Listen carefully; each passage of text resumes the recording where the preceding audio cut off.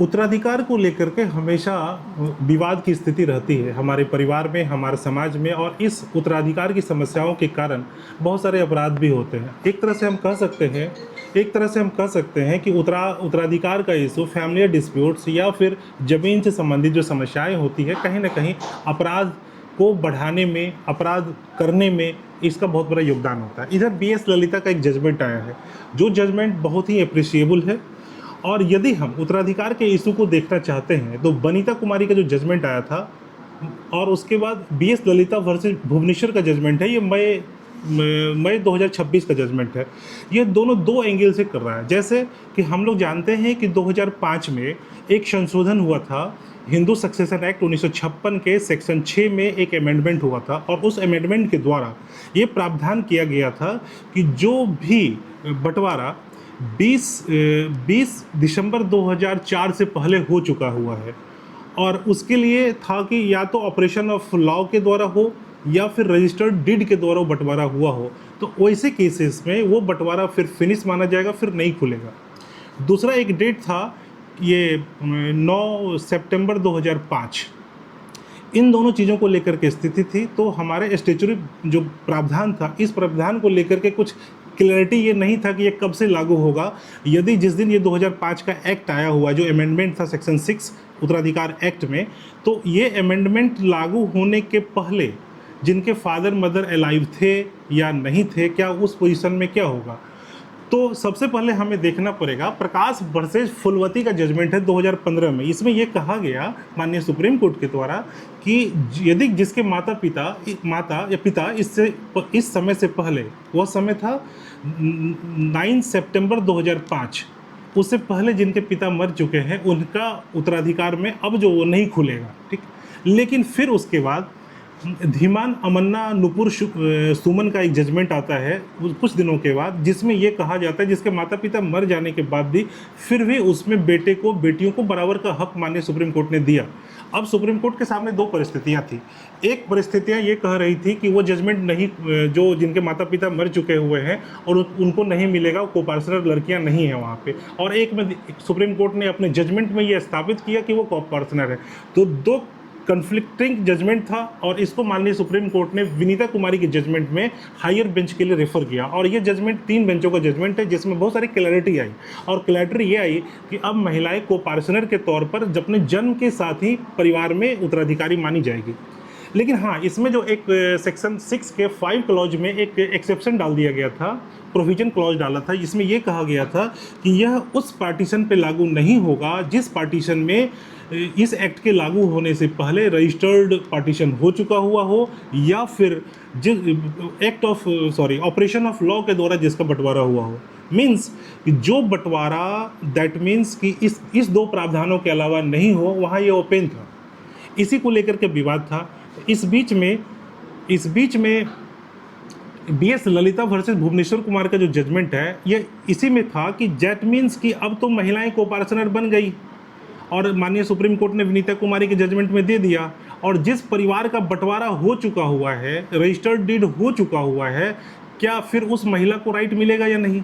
तो उस महिला को राइट, जो सेक्शन 8 है सक्सेशन एक्ट के तहत, जिसके तहत ये था कि महिलाएं अपने पापा की उत्तराधिकारी होती है, अपने जो प्रोसिपिटस जो फादर होते हैं उसकी उत्तराधिकारी होती है।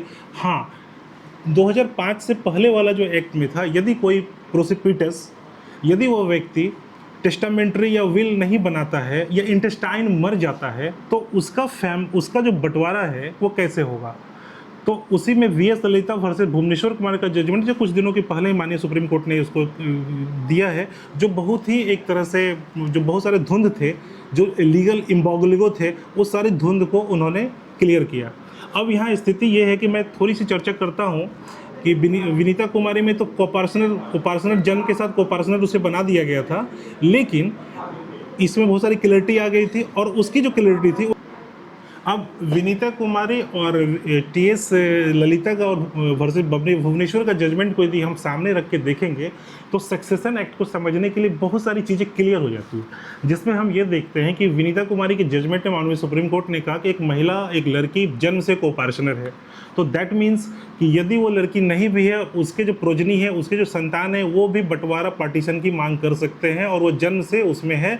और हम ये जानते हैं कि को-पार्षनर जो होता है कि वह मतलब एक्ट के तहत ही है, वो दैट मीन्स कि वो आप कोई अपने एक्टिविटी के द्वारा क्रिएट नहीं कर सकता कि हमको को-पार्षनर बनना है, दैट मीन्स वो स्टैट्यूटरी प्रोविजन है, उसी के अनुसार बनेंगे।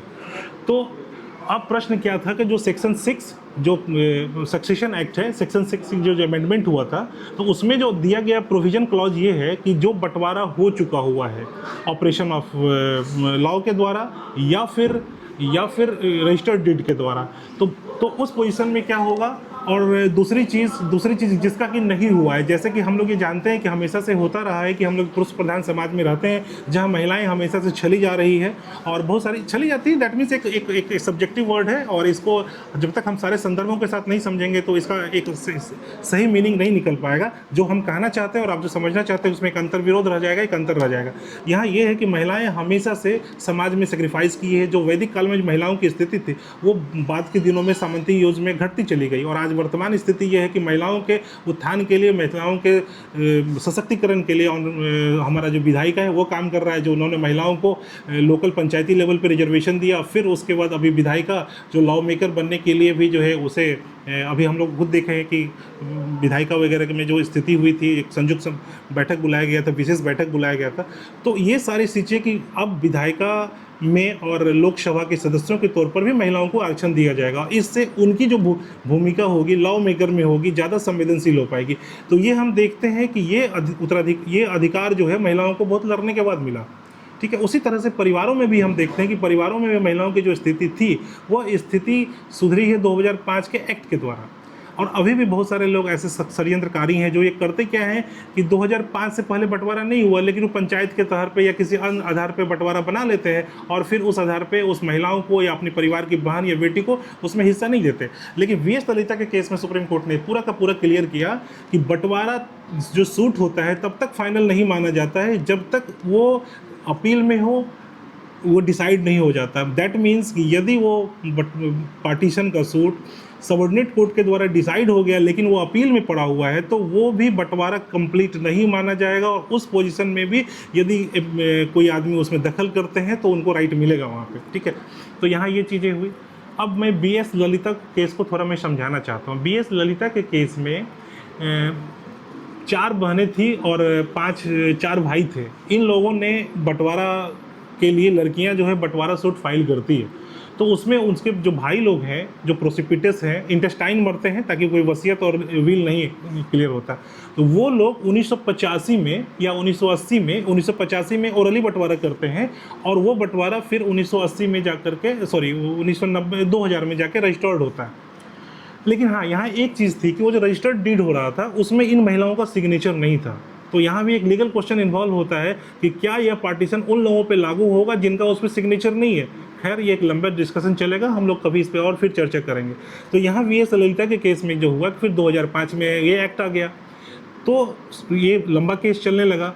तो उसमें जो फिर क्या हुआ कि रिवीजन के लिए ये लोग आए हाई कोर्ट में आने के बाद हाई कोर्ट ने जो रिवीजन दिया, रिवीजन में ये कहा कि महिलाओं को 2005 एक्ट के आने के बाद कि महिलाओं को, जो लड़कियां बीएस ललिता हैं, कि महिलाओं को को-पार्षनर जन्म से नहीं है, लेकिन ये शेड्यूल 2 के तहत अपने पिता के संपत्ति में उत्तराधिकारी बन सकती हैं, बनेंगी।